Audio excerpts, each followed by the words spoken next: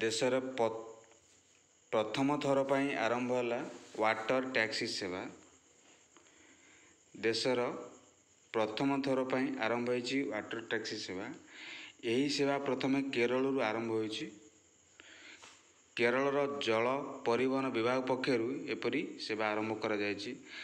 केरल प्रमुख पर्यटन स्थली आल्पाझुआ अंचल यही टैक्सी सेवा आरंभ करा जायछि। यही सेवा को आरंभ करी पूर्व प्रथम परीक्षण करा जायतला। यही परीक्षण सफल होगा पर सर्वसाधारण पाई 4टी वाटर टैक्सी अनुमति मिली।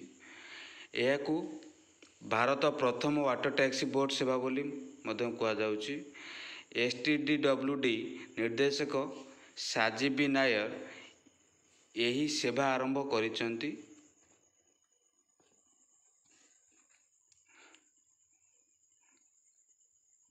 यानी से कहते यह एक डीजेल संचालित गाड़ी।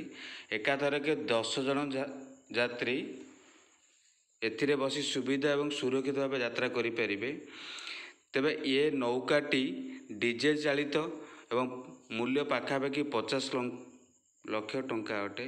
एथिरे यात्री को निज गंतव्य स्थल में पहुँचवा हेले 30 मिनिट पर 750 टंका देवा पड़ो।